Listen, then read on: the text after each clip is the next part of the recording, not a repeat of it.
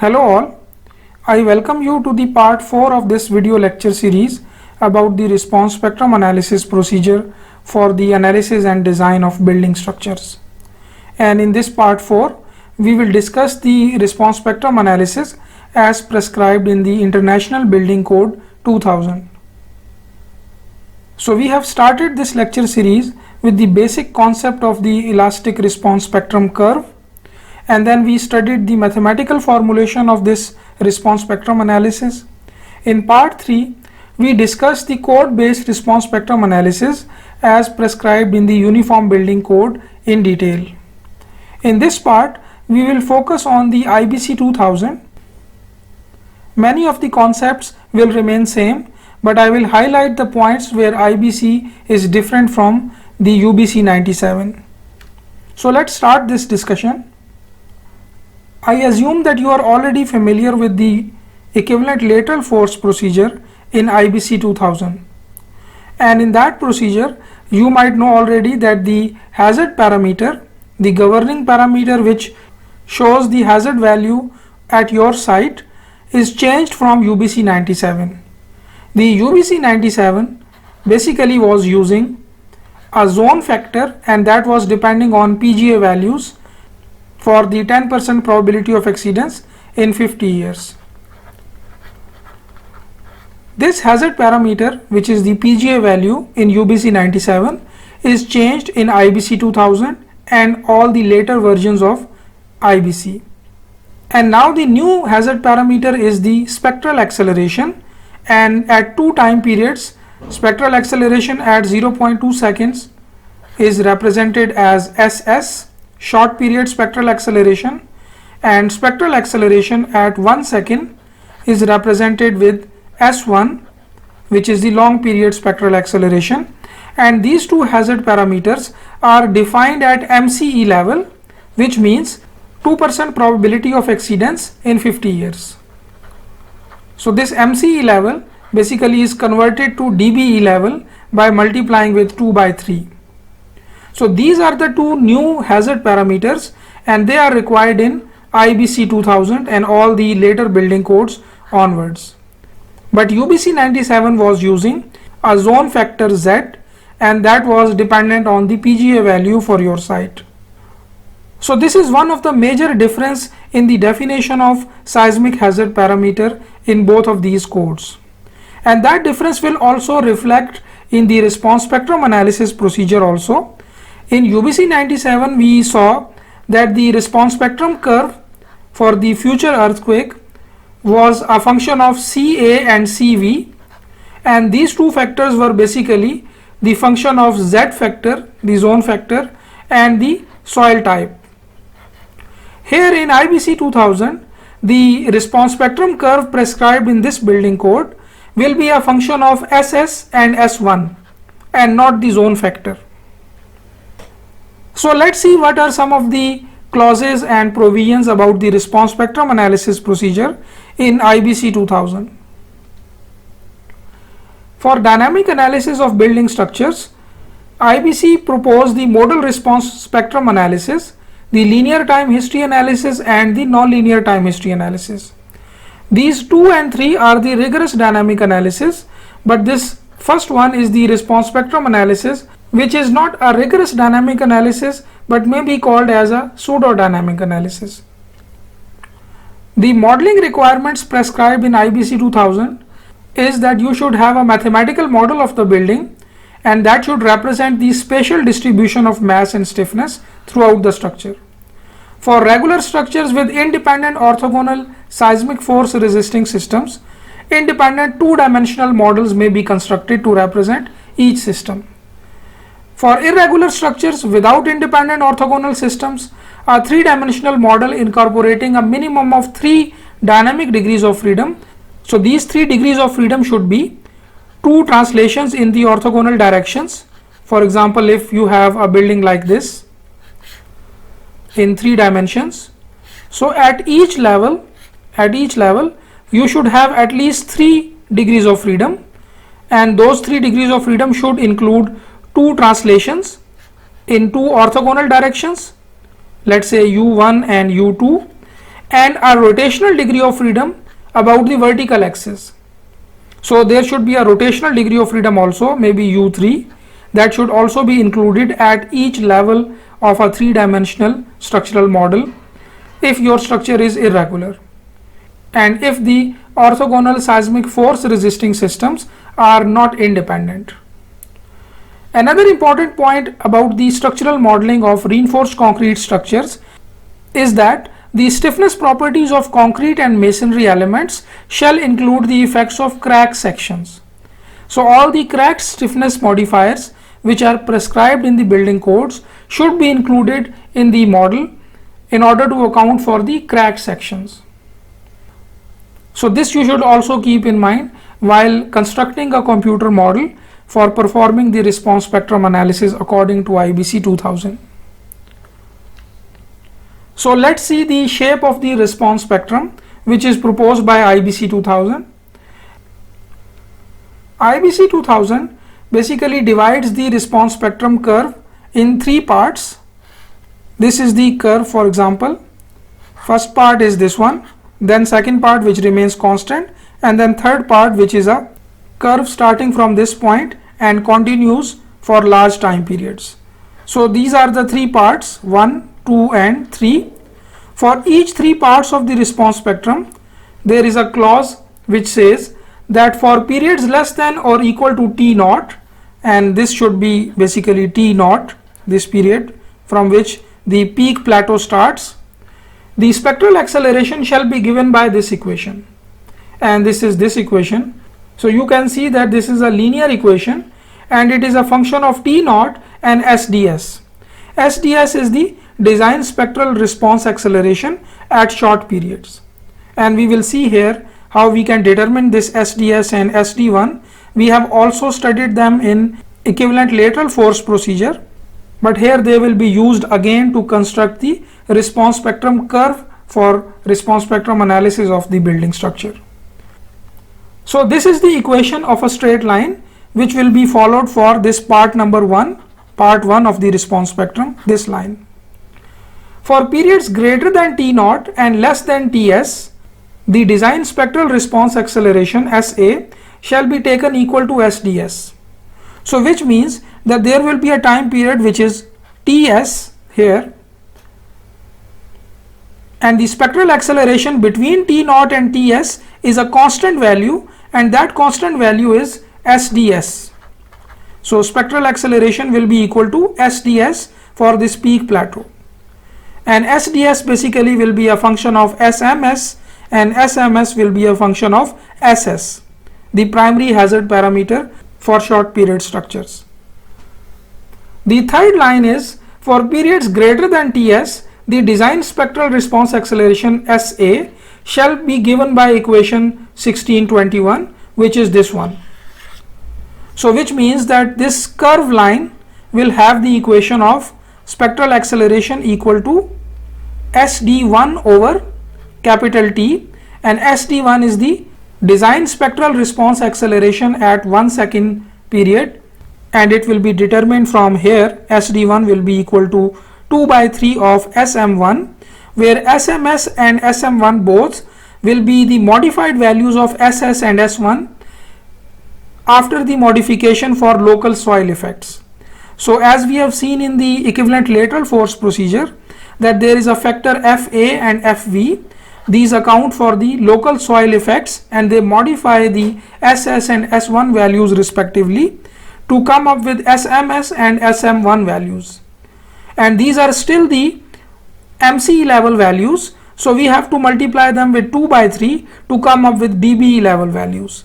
So this is MCE and this is DBE, the reduced values.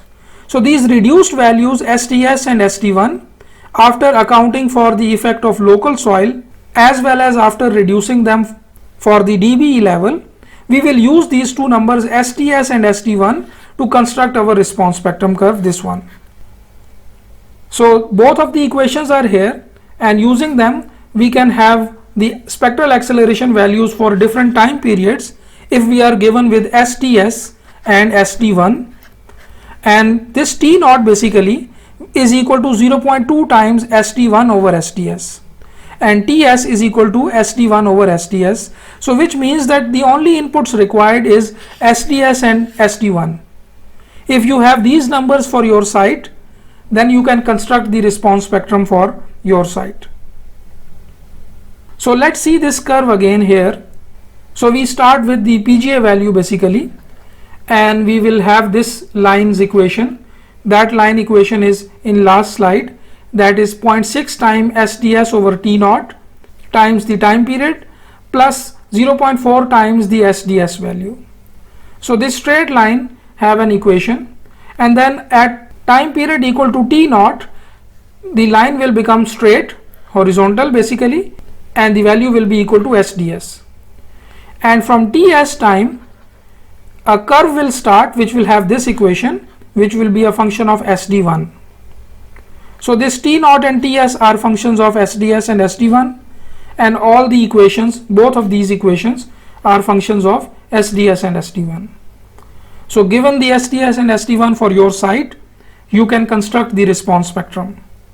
SDS and SD1 basically will come from SS and S1.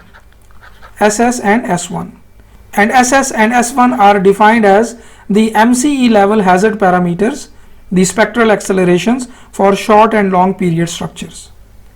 So you must have the SS and S1 map, hazard map for your site area, and then you should be able to pick the SS and S1 values from that map. So for USA here, IBC presents these maps for SS, this one, and S1.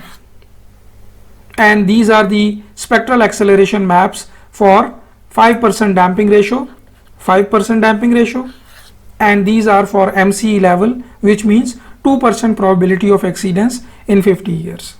So for your specific site, for example, here at this point, you pick the SS from this map, and from the same point, you pick the S1 value to construct the response spectrum. In order to calculate the FA and FV factors, obviously they will be first multiplied with SS and S1 to modify them for the effect of local soils. So you have to have your site class definition first, and this is the same table which we have seen in the equivalent lateral force procedure.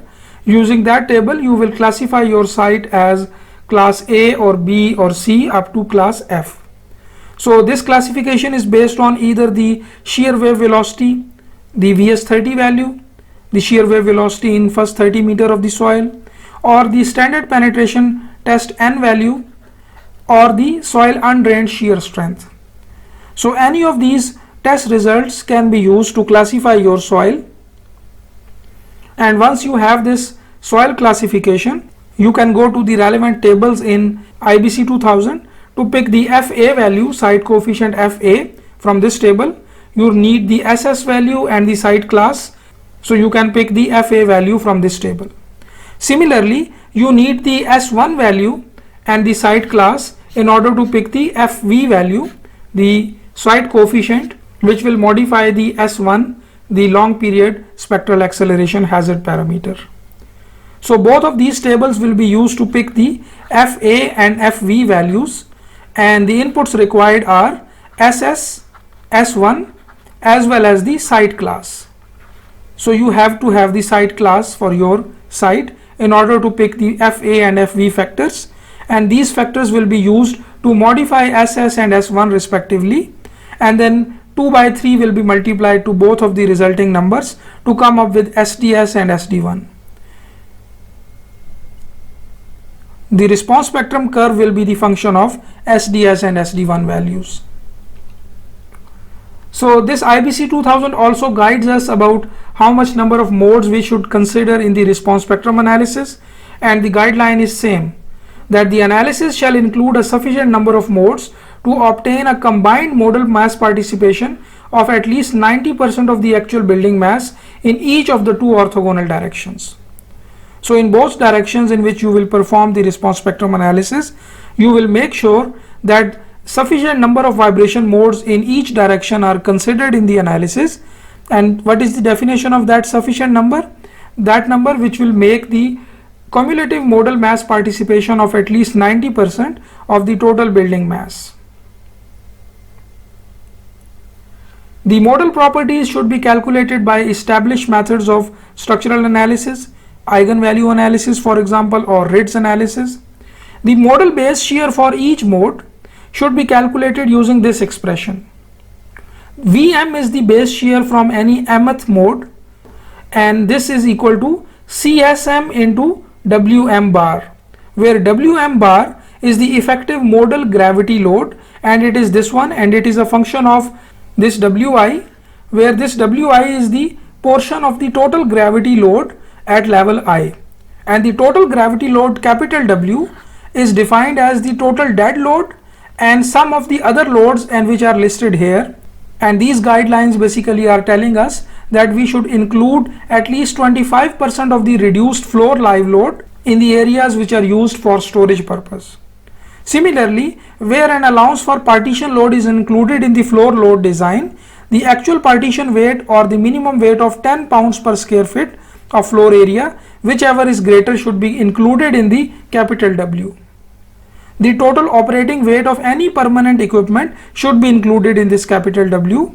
And the last thing is that if you have the snow load, then 20% of the flat roof snow load, where flat roof snow load exceeds 30 pounds per square feet, should be included in capital W.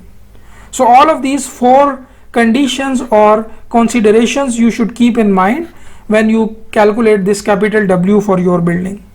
And the part of this weight associated with any story level I is small wi, this one.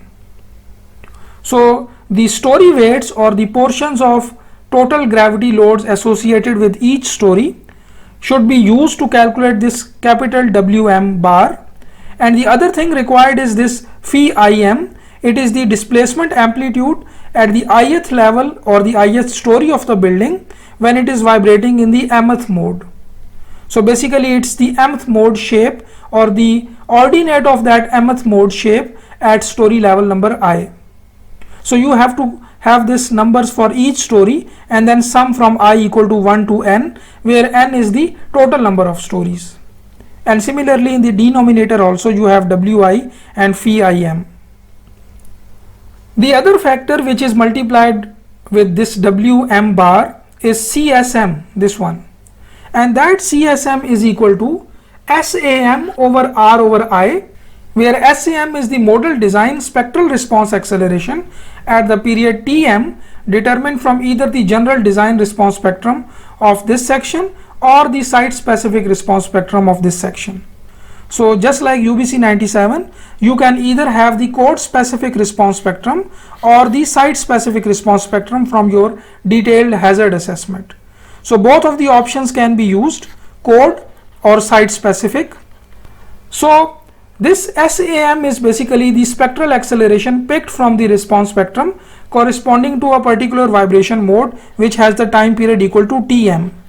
So if the mth mode have the time period equal to Tm, this SAM basically is the spectral acceleration. This number is basically SAM, the spectral acceleration corresponding to that particular vibration mode.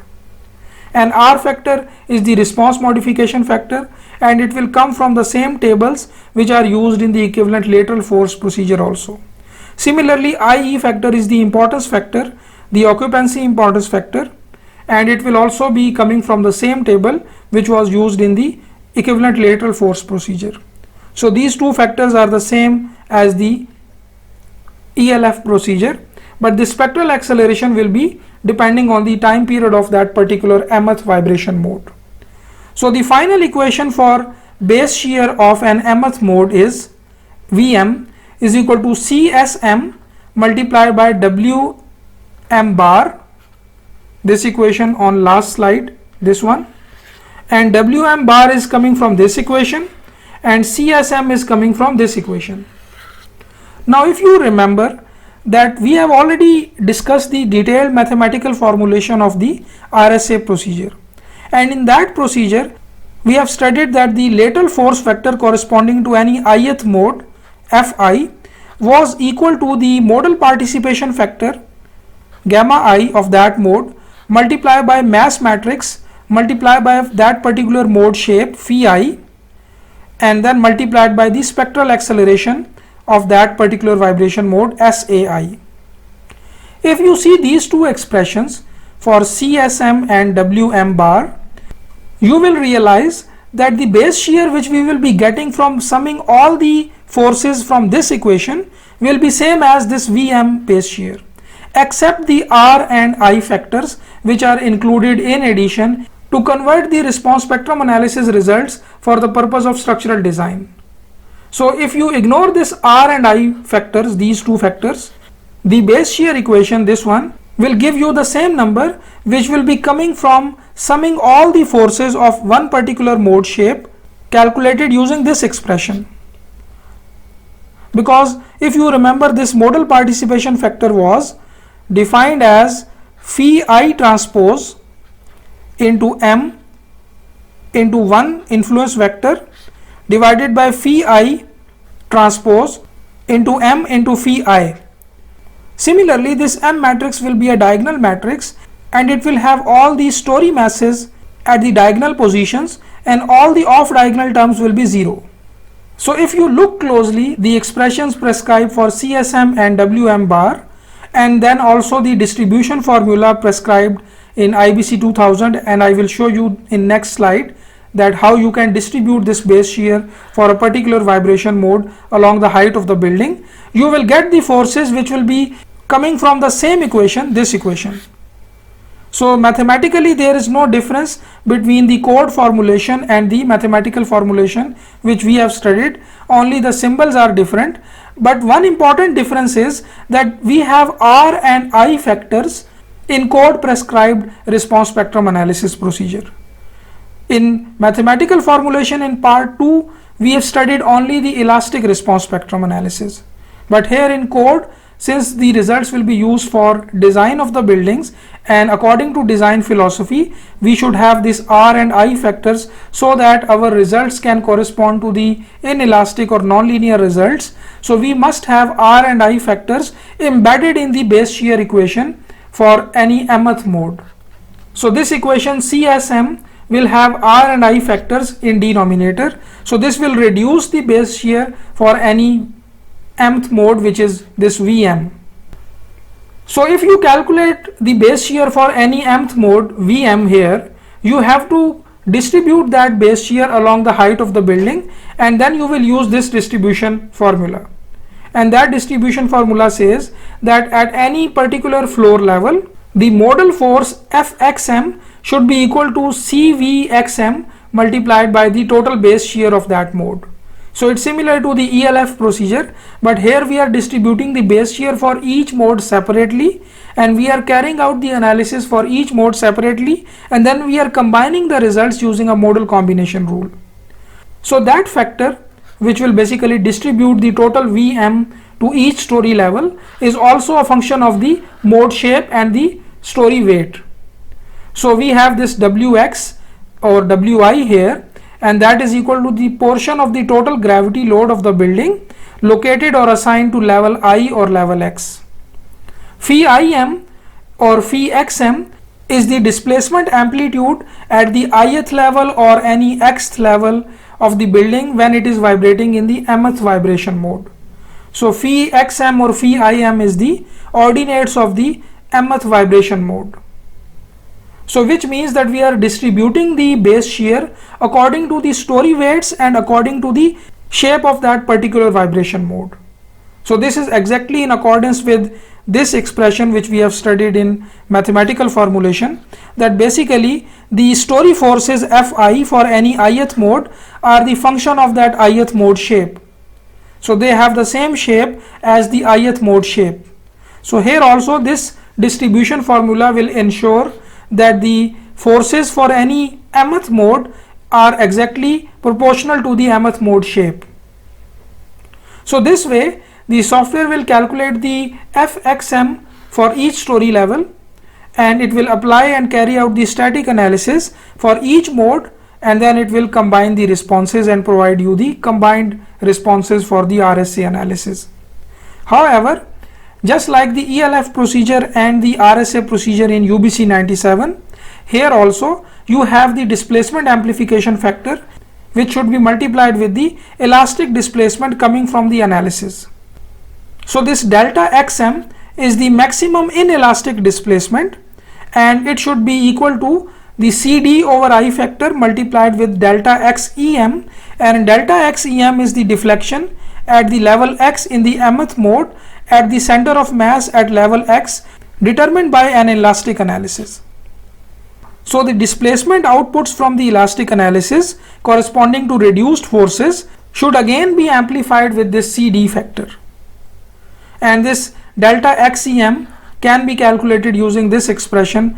If you already have the forces for each mode and time period for each mode, you can calculate the elastic story displacements using this expression, and this expression is also telling you that this shape of this delta xem will be same as the shape of the mth mode shape for which it is being calculated, because this fxm will have the same shape, the story forces will have the same shape, and all of the other numbers are constant. The time period of that particular vibration mode, the story level, weight of the building, and all other numbers are also constant. So therefore you will have this delta xem also of the same shape as the mode shape of that particular vibration mode.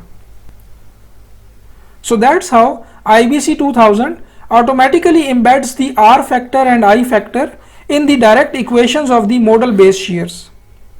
But when you apply this method in, for example, ETABS, it will not ask for R and I factors, so it will just calculate the elastic response spectrum analysis demands, and then you can modify the results using the scale factor option in the load case of RSA procedure to incorporate the effect of this R and I yourself.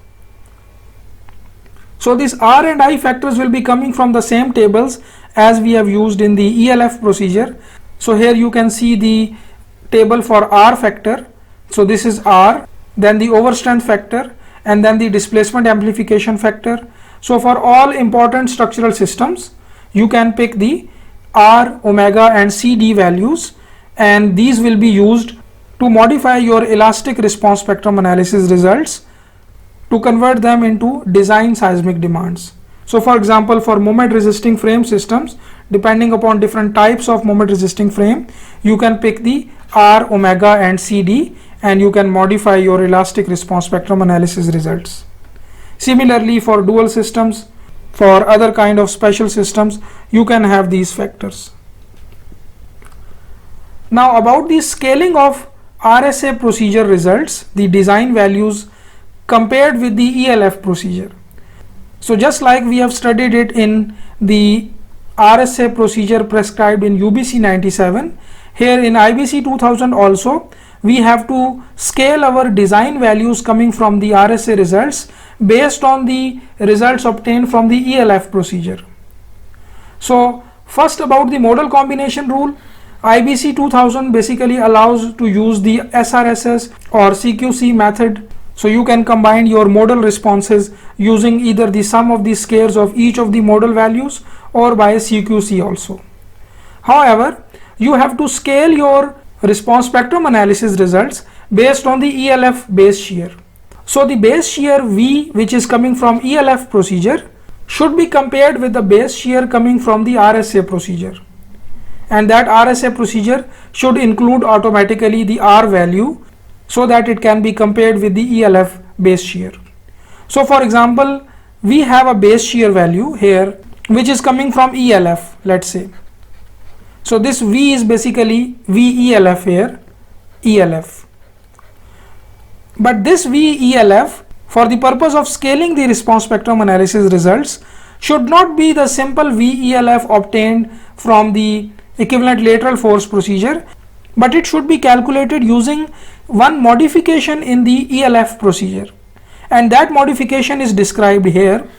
It is said that you use the time period of the structure equal to 1.2 times the CU value, which is the coefficient for upper limit on calculated period, times the approximate time period which you have calculated in the ELF procedure. So you calculate a new time period and then perform the ELF procedure using that new time period, and that should be used for deciding the scale factor for the response spectrum analysis results.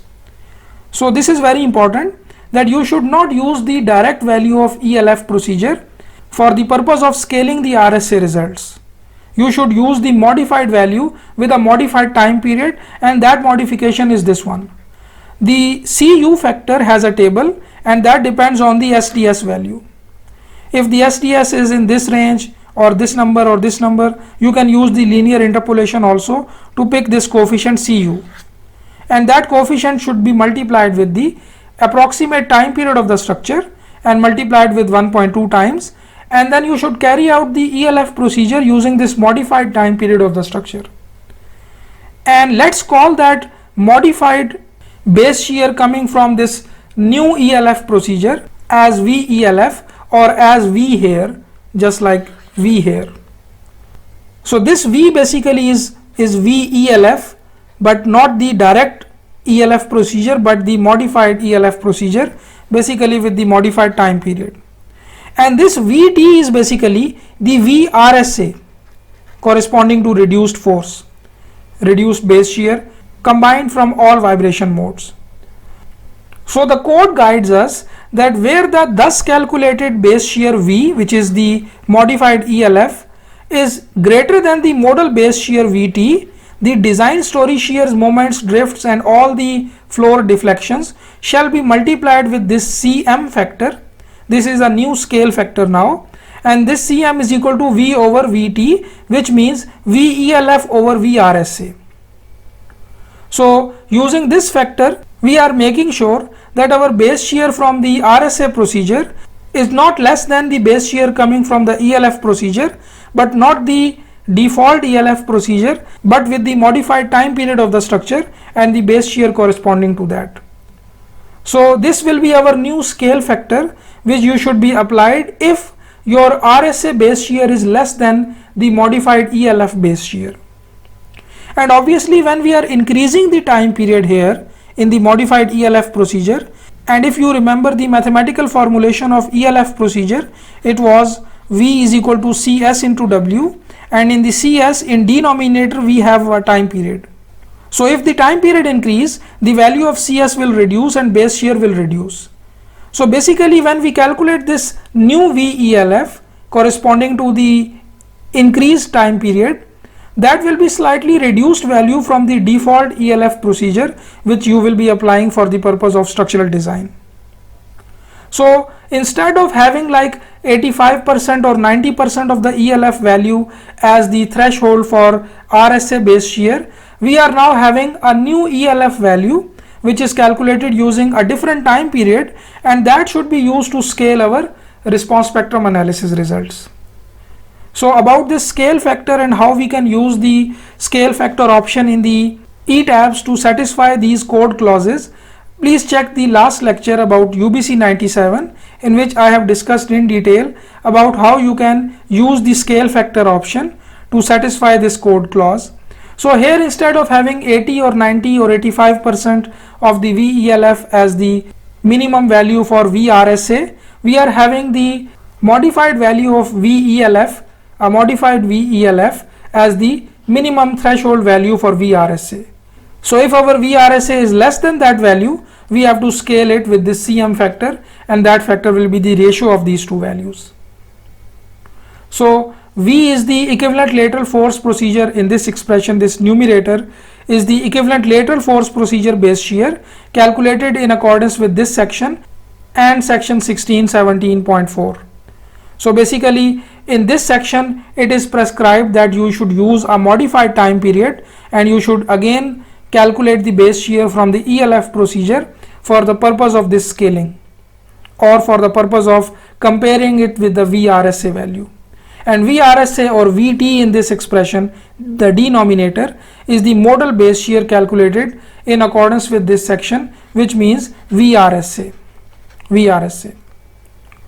So this is a slightly modified scaling requirement by IBC 2000 when compared with the UBC 97. So this modal base shear VT, which is basically the VRSA, need not exceed the base shear calculated from the default ELF procedure. So the upper value of VRSA is the default VELF, which is calculated from the same approximate time period which is prescribed in the ELF procedure and not this modified one which is prescribed here. However, for buildings which are passing this criteria that their S1 value, SD1 value which is more than 0.2 and they have the time period which is more than 0.7 seconds and they are located on site class E or F, the design base shear shall not be less than that determined using the ELF procedure. So which means for structures which are having this criteria, for those structures the design base shear that VRSA should not be less than the base shear coming from ELF procedure which is the default ELF procedure and not the modified one. So which means that this VELF, the default one, will be slightly higher. So you should scale your results so that the VRSA is equal to 100% of the VELF in this case and not the modified ELF but the original VELF. If your structure have this criteria that if the SD1 value is greater than 0.2 and time period is greater than 0.7 and they are located in site class E or F. So in that case your CM will be equal to VRSA over VELF here, ELF over VRSA, where this VELF now will be the default base shear coming from the default value of ELF procedure and not with the modified time period as you will use to satisfy this clause. So this is only for some special structures which are having this condition that their SD1 and their time period and their site class are these ones. So I hope that this explanation will help you understanding the scaling requirements for the RSA procedure when compared with the ELF procedure in IBC 2000. The last point about this discussion is the orthogonal effects, and since there is no zones in IBC 2000, so there are different requirements to consider the orthogonal effects based on the seismic design categories. So I have discussed this concept in detail in the equivalent lateral force analysis lecture series, and I refer you to that video if you want to have more detail about seismic design categories. So for seismic design category B, the direction of application of seismic forces used in design shall be that which will produce the most critical load effect in each component, and this requirement will be satisfied if you apply the design forces separately and independently in each of the two orthogonal directions. So if you have X and Y directions as your orthogonal directions, X and Y, so you just apply the RSA procedure in X direction separately and RSA in Y direction separately, and you will use the design which will produce the most critical load effect in each component. However, for seismic design categories C, D, E and F, for structures that have planned structural irregularity of type 5 in this table, and we have discussed that table in detail in ELF lecture series, the critical direction requirement for section this shall be deemed satisfied if components and their foundations are designed for the following orthogonal combination, and that is 100% of the forces for one direction plus 30% of the forces for the perpendicular direction. So if you are applying the force in X direction, then you should also consider the force equal to 30% of the forces in Y direction. So X plus 0.3 times Y will be your combination to consider the orthogonal effects if your seismic design category is C, D, E and F, and if your structure has the planned structural irregularity of type 5. Similarly, you should consider the Y direction force with 30% of the X direction force, and for both cases you will use the design results which will produce the most critical load effect in each component. Alternatively, you have another option which is the SRSS in both directions. So you can have the square of the X direction forces plus square of the Y direction forces, and you can take their square root, and this resultant force can be applied, and the design results corresponding to this resultant force can be used for considering the orthogonal effects. So both of these options can be used for considering these effects. Another important point about the principal directions of the building structure, that how you can determine the principal directions of your building structure, because you have to perform the response spectrum analysis or any dynamic analysis in both of these directions. So the building codes doesn't provide us the guidelines about how we can define the principal directions of the building. The default or regular kind of buildings have the principal directions in global X and global Y directions, X and Y, and the RSA procedure is normally carried out in global X and Y directions respectively. However, the direction of the base reaction of the mode shape, the first mode shape associated with the fundamental frequency of the system, is used to define the principal direction. So you should check your first mode shape of your building, and that should give you the principal direction of your building. How you can calculate? You can run the modal analysis and you can extract the base shear of first mode, and you can find the angle between X and Y components of base shear. So for example, if the X component of base shear is this one for first vibration mode, and if the Y component of base shear is this one for first mode, then you can use these two numbers to calculate the angle which is corresponding to your principal direction. So that angle will be basically, theta will be tan inverse Fy over Fx, where Fy is the Y component of base shear in first mode and Fx is the X component of base shear in first mode. So this will give you the angle, and minus sign means clockwise. So this means that your principal minor directions is at 39° clockwise to your global X axis, and the other direction is 90 degrees apart. So the principal major direction will be 90° to this principal minor direction. So for regular kind of buildings, you will observe that your Fx and Fy for first mode are such that when you put these numbers in this equation, this tan inverse Fy over Fx, you will automatically get the principal directions which are very close to global X and global Y directions of the building. But for irregular kind of buildings, you will have this angle which will be significantly different from the XY axis, and then you will have different principal major and principal minor directions. In that case, you have to carry out the response spectrum analysis in these two directions. One is the principal major direction, this is major direction, and other is this one which is 90° apart, that is minor direction. So these are also called as the strong and weak directions of the building. So minor direction is the weak direction and major direction is the strong direction. So you have to check the principal directions of your building before running the dynamic analysis or the response spectrum analysis. So just don't assume by default that your principal major and minor directions are the global Y and X directions respectively. You have to carry out this check in order to check whether your principal directions are at certain angle or not. And by the way, this will also be indicated by the animation of first mode shape also. If the building is going in the diagonal direction, which means the principal direction is not coinciding with the global X or Y direction of the building.